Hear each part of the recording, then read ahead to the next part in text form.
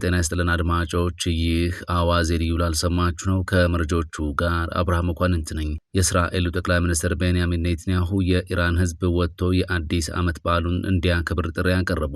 የእስራኤል መከላከያ ሰራዊት ከኢራን ሰማይ ላይ ሆኖ እየተከታተላቸው ይገኛልም ብለዋል።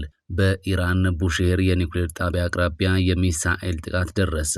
እስራኤል በኢራን ላይ የሚካሄደውን ጦርነት አሸንፋለች ሲሉ የውጭ ጉዳይ ሚኒስትሩ ገለጹ። የኢራን ከፍተኛ የብሔራዊ ደህንነት ምክር ቤት የተቋሙ ዋና ጸሐፊ አሊ ላሪጃኒ ልጃቸውና ጠባቂያቸው በእስራኤል የአየር ጥቃት መገደላቸውን አረጋግጠዋል። ሁሉንም ጉዳዮች በዝርዝር እናስደምጣችኋለን። አብራችሁን ቆዩ። ጊዜው አሁን ነው። በአዲስ አበባ እምብርት የቤት ባለቤት የመሆን ወርቃማ ዕድል። ቴምር ሪል ስቴት በቡልጋሪያ አፍሪካ ህብረት አጠገብና በአዋሬ ቤተ መንግስት አቅራቢያ የሚገኙ ዘመናዊ አፓርታማዎችን ከ30 እስከ 35 በመቶ በሚደርስ ታላቅ ቅናሽ ለሽያጭ አቅርቧል። ቡልጋሪያ ባለ 1 መኝታ 69 ካሬ በ5.5 ሚሊዮን ብር፣ ባለ 2 መኝታ 82 ካሬ በ6.6 ሚሊዮን ብር፣ ባለ 3 መኝታ 126 ካሬ በ10.1 ሚሊዮን ብር ብቻ። አዋሬ ባለ 1 መኝታ 80 ካሬ በ5 ሚሊዮን 560 ሺህ ብር፣ ባለ 3 መኝታ 131 ካሬ በ9.1 ሚሊዮን ብር በ20 በመቶ ቅድመ ክፍያ የህልሞን ቤት በእጆ ያስገቡ። በተጨማሪ የንግድ ሱቆችንም በ3.9 ሚሊዮን ብር ጠቅላላ ክፍያ ከ900 ሺህ ብር ቅድመ ክፍያ ጀምሮ ማግኘት ይችላሉ። ቅናሹ ሳያልቅ በ0901 29 20 80 ወይንም በ0912 73 0454 አሁኑኑ ይደውሉ። ቴምር ሪል ስቴት። በኢራን ቡሼሄር የኒውክሌር ጣቢያ አቅራቢያ የሚሳኤል ጥቃት ደረሰ። ትላንት ምሽት በኢራን ቡሼሄር የኒውክሌር ኃይል ማመንጫ ጣቢያ አቅራቢያ አንድ ተተኳሽ ማረፉንና ሆኖም ግን ምንም አይነት የንብረት ውድመትም ሆነ በሰው ላይ የደረሰ ጉዳት አለመኖሩን ኢራን ለዓለም አቀፉ የኒውክሌር ኃይል ኤጀንሲ ይፋ አድርጋለች። የተባበሩት መንግስታት የኒውክሌር ተቆጣጣሪ ተቋም በኤክስ ገጹ ላይ ባሰፈረው መረጃ ማክሰኞ ምሽት በቡሼሄር የኒውክሌር ጣቢያ ግቢ ውስጥ አንድ ተተኳሽ ማረፉን ኢራን ለኤጀንሲው አሳውቃለች። በጣቢያው ላይ የደረሰ ጉዳትም ሆነ በሰራተኞች ላይ የደረሰ አደጋ የለም ብሏል። የኤጀንሲው ዋና ዳይሬክተር ራፋኤል ግሮሲ የኒውክሌር አደጋ እንዳይከሰት ለማድረግ ግጭቶች ውስጥ ያሉ ወገኖች ከፍተኛ ጥንቃቄ እንዲያደርጉ ጥሪያቸውን በድጋሚ አቅርበዋል። የኢራን የአቶሚክ ኢነርጂ ድርጅት ጥቃቱ መፈጸሙን ቀደም ብሎ ያረጋገጠ ሲሆን የታስኒም የዜና ወኪል እንደዘገበው ተተኳሹ በቡሼሄር የወደብ ከተማ በሚገኘው የኒውክሌር ጣቢያ አቅራቢያ ያረፈው ከምሽቱ 1 ሰዓት ገደማ ነው። የሩሲያ የመንግስት የኒውክሌር ኢነርጂ ኮርፖሬሽን ሮስቶም ጥቃቱን የኮነነ ሲሆን በጣቢያው ዙሪያ ያለው የጨረር መጠን መደበኛ መሆኑን ገልጿል። የጣቢያው ግንባታ በ1970ዎቹ በጀርመን ኩባንያ ተጀምሮ በኋላ በሩሲያ መጠናቀቁ ይታወሳል። እስራኤል በኢራን ላይ የሚደረገውን ጦርነት አሸንፋለች ሲሉ የውጭ ጉዳይ ሚኒስትሩ ገለጹ። የእስራኤል የውጭ ጉዳይ ሚኒስትር ጌዲዮን ሰዓር ትላንት ማክሰኞ እንደተናገሩት ሀገራቸው ከኢራን ጋር የምታደርገውን ጦርነት በውጤታማነት አሸንፋለች። ሆኖም ጦርነቱ መቼ ሊያበቃ እንደሚችል ፍንጭ ያልሰጡት ሚኒስትሩም ዘመቻው የተቀመጡለትን ግቦች እስኪያሳካ ድረስ እንደሚቀጥል ገልጸዋል። ሰዓር በሰጡት ጋዜጣዊ መግለጫ ላይ እስራኤል ህልውናዋን የሚፈታተኑ ስጋቶችን ለማስወገድ እየሰራች መሆኑን ቢናገሩም መንግስት እነዚህ ግቦች መቼ እንደተሳኩ እንዴት እንደሚወስን ግን በዝርዝር ያሉት ነገር የለም ሲል ሮይተርስ አስነብቧል። ከ2000 በላይ ሰዎች ለህልፈት የተደረጉበትና አብዛኞቹ በኢራን፣ በሊባኖስ እንዲሁም በእስራኤል፣ በኢራቅና በባህረ ሰላጤው ሀገራት ውስጥ የደረሰውን ይህንን ጦርነት 18ኛ ቀኑን አስመልክተው ሲናገሩ ታጋሽ መሆን አለብን ብለዋል። ሳርና ሌሎች የእስራኤል ባለስልጣናት እንደገለጹት የጦርነቱ ዓላማ ኢራን በእስራኤል ላይ ጥቃት የመሰንዘር አቅሟን ለረጅም ጊዜ በሚዘልቅ መልኩ ማዳከምና በኢራን ውስጥ ህዝቡ ገዢዎቹን እንዲያስወግድ የሚያስችል ሁኔታ መፍጠር ነው። ሆኖም ሳር ትላንት ማክሰኞ እንደተቀበሉት የኢራን አገዛዝ ሊወግድ የሚችለው በራሱ በኢራን ህዝብ ብቻ መሆኑንና ይህም አመጽ በአሁኑ ወቅት በቅርብ የሚታይ አለመሆኑን ጠቁሟል። የእስራኤል ጦር በኢራን የባላስቲክ ሚሳኤል ማስወንጨፊያዎች ክምችቶችና ማምረቻ ተቋማት ላይ የአየር ጥቃት እያደረሰ መሆኑን ገልጿል። በተጨማሪም ከኢራን የኒውክሌር መርሃ ግብር ጋር ግንኙነት አላቸው የተባሉ ቦታዎችና የጸጥታ ኃይሎች ላይ ጥቃት መፈጸሙን አስታውቋል። ቀድሞውንም አሸንፈናል ያሉት ሳር ኢራን በከፍተኛ ሁኔታ መዳከሟንና የካቲት 28 በአሜሪካና በእስራኤል የጋራ ጥቃት ጦርነቱ ከመጀመሩ በፊት የነበረችው ሀገር አይደለችም ብለዋል። ይህ ለኛም ሆነ ለጎረቤቶቻችን ግልጽ ነው፣ ነገር ግን ተልዕኮ እስኪጠናቀቅ ድረስ እንቀጥላለን ሲሉ አክለዋል።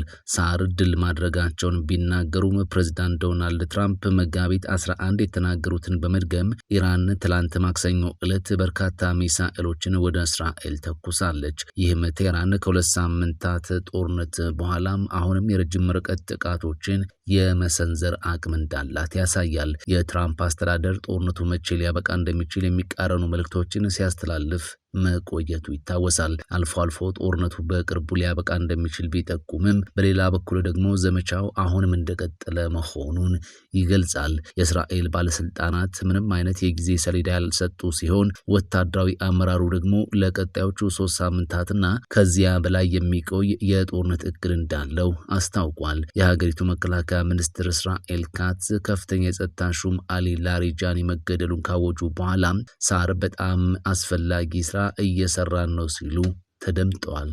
ኢራን የአሊ ላሪጃኒን ግድያ አረጋገጠች። የኢራን ከፍተኛ የብሔራዊ ደህንነት ምክር ቤት የተቋሙ ዋና ጸሐፊ አሊ ላሪጃኒ ልጃቸውና ጠባቂዎቻቸው በእስራኤል የአየር ጥቃት መገደላቸውን አረጋገጠም። እስራኤል ጥቃቱን መፈጸሟን ቀደም ብላ አስታውቃ የነበረ ሲሆን ምክር ቤቱ ዛሬ ማለዳ ላይ ግድያውን በይፋ አረጋግጧል። ምክር ቤቱ ባወጣው መግለጫ የሰማዕታት ንጹህ ነፍሳት የፈጣሪ ጻድቅ አገልጋይ የነበሩትን የሰማዕቱ ዶክተር አሊ ላሪጃኒ ነፍስ ተቀብሏል ሲል ገልጾ ከሳቸው ጋር ልጃቸውና የግል ጠባቂዎቻቸው መሞታቸውን ይፋ አድርጓል። ይህ መግለጫ የወጣው የእስራኤል መከላከያ ሚኒስትር እስራኤል ካትዝ አሊ ላሪጃኒና የባሲጅ አዛዥ ጎላም ሬዛ ሶሌማኒ በአዳር በተፈጸመ የአየር ጥቃት መገደላቸውን ከገለጹ በኋላ ነው። ሚኒስትር ካትዝ በጽህፈት ቤታቸው በኩል ባወጡት መግለጫ የብሔራዊ ደህንነት ምክር ቤት ጸሐፊ ላሪጃኒና የኢራን ዋነኛ የጭቆና መሳሪያ የሆነው የባሲጅ ኃይል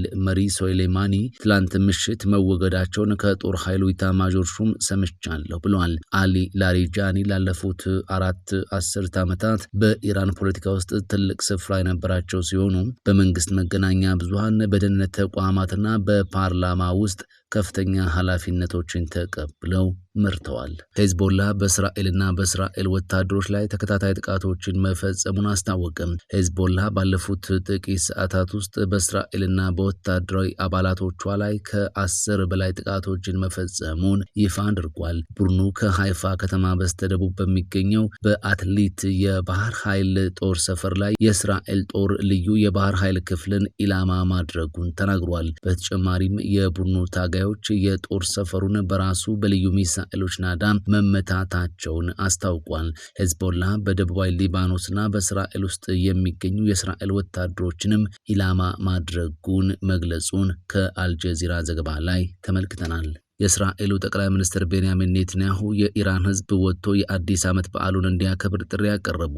የእስራኤል መከላከያ ሰራዊት ከኢራን ሰማይ ላይ ሆኖ እየተከታተላችሁ ነው ብለዋል። ጠቅላይ ሚኒስትር ቤንያሚን ኔታንያሁ ትላንት ለኢራን ሕዝብ ባስተላለፉት መልእክት የኢራን አዲስ ዓመት የሆነውን ኖርዙን እንዲያከብሩ ጥሪ አቅርቧል። የእስራኤል መከላከያ ሰራዊት በመሬት ላይ በመንገዶችና በአደባባዮች የሚገኙ የሽብር አንቀሳቃሾችን እየመታ መሆኑንና ከላይ ሆኖም እየተከታተለ መሆኑን ተናግረዋል። ኔትንያሁ በቴል አቪቭ ከሚገኘው የክሪያ ወታደራዊ ዋና መስሪያ ቤት በላኩት መልእክት ከእስራኤል መከላከያ ሚኒስትር፣ ከጦር ኃይሉ ኢታማዦር ሹም፣ ከሞሳድ ኃላፊ፣ ከአየር ኃይል አዛዡና ከከፍተኛ ወታደራዊ መሪዎቻችን ጋር እዚህ እገኛለሁ ብለዋል። አክለውም ባለፉት 24 ሰዓታት ውስጥ የዚህ ስርዓት ቁንጮ የሆኑት 2 የሽብር መሪዎችን አስወግደናል በማለት የኢራን ከፍተኛ የብሔራዊ ደህንነት ምክር ቤት ጸሐፊ አሊ ላሪጃኒና የአብዮታዊ ዘብ የባሲጅ ሚሊሻ መሪ ጎላም ሬዛ ሶሌማኒ መገደላቸውን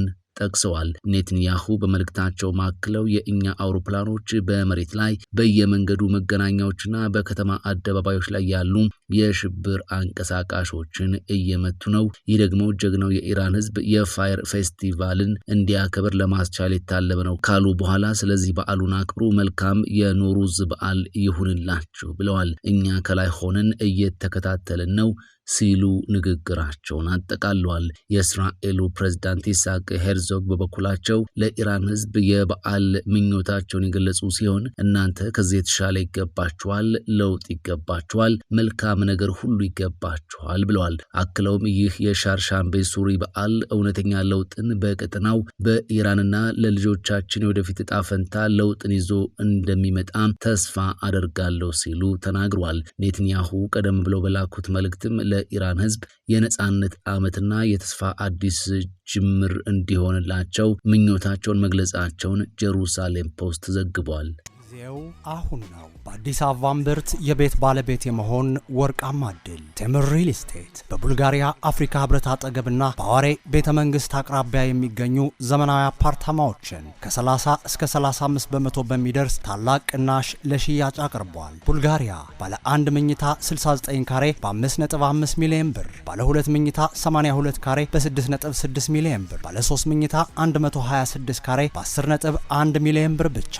አዋሬ ባለ 1 መኝታ 80 ካሬ በ5 ሚሊዮን 560 ሺህ ብር፣ ባለ 3 መኝታ 131 ካሬ በ9.1 ሚሊዮን ብር በ20 በመቶ ቅድመ ክፍያ የህልሞን ቤት በእጆ ያስገቡ።